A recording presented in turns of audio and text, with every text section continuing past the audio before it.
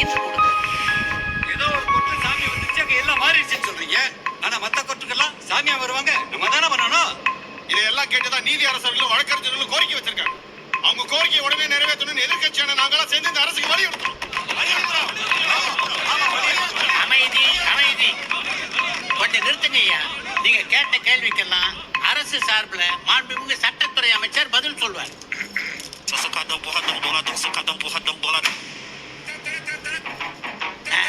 மன்னிக்கவும், இதற்கான பதிலை கழகத்தின் மூச்சு, ஏழைகளின் டார்ச்சு, பதே பிலிப் வாட்ச், விலையில்லா ஸ்காட்ச், நம்முடைய தமிழகத்தின் நிரந்தர முதல்வர் டாக்டர் குஷலம்பட்டி கருப்பையா காந்தி.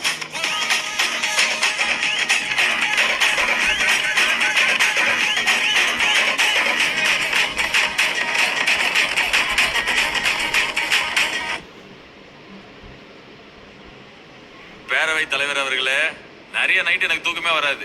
தமிழ்நாட்டை தனியா நம்ம மட்டும் எப்படி காப்பாற்ற போறோம்ட்டு. ஆனா எதிர்கட்சிகளுக்கு ஜனகம் வளர்கிற அக்கறையை பார்க்கும்போது தமிழ்நாட்டை காப்பாத்திடலாம் போல இருக்க. 1958 இருந்து இப்போ வரைக்கும் 8 முறை லா கமிஷன் அமைக்கப்பட்டிருக்கு. ஆனா ஸ்டேட் கவர்மெண்ட், சென்ட்ரல் கவர்மெண்ட்னு எந்த கவர்மெண்ட்டும் நீதித்துறை கேட்டதை பண்ணியே கொடுத்தது இல்ல. பரிசீலனையிலேயே வச்சிருக்காங்க. ஏன்? குட்கா வைத்தது, கிட்னி தின்னது, போராட்டத்தில் சுட்டது, லாக்கப்ல செத்ததுன்னு இங்க இருக்கிற நம்ம ஆளுங்க 234 பேர்ல 170 பேர் மேல கேஸ் இருக்கு. அவங்க கேட்கறதெல்லாம் கொடுத்துட்டா நம்ம இது உள்ள இருக்க முடியாது, உள்ளதான் இருப்போம். நீதித்துறைய கேஸ் ஃபைல்குள்ளேயே முழுகடிச்சு திணற பிரச்சனையிலேயே வச்சுக்கணும். அப்பதான் நம்மள வந்து நோண்ட மாட்டாங்க. பொதுமக்கள் தான் முக்கியமா, இல்ல நம்ம பவர்ல இருக்கிறது முக்கியமா? சோ நீதித்துறை கேட்கறத நிறைவேற்றலாமா வேணாமான்னு ஒரு ஓட்டெடுப்பு நடத்திடலாமா பேரவை தலைவரை? உறுப்பினர்கள் ஓட்டு போட்டு தங்கள் எண்ணத்தை தெரிவிக்கலாம்.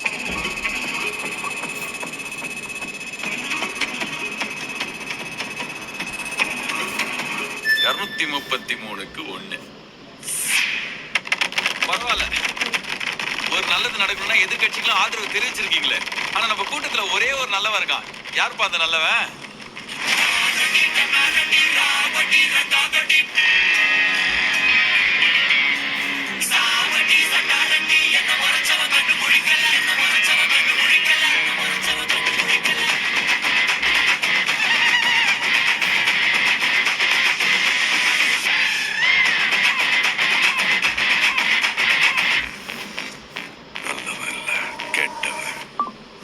செம்ம கெட்டவன்.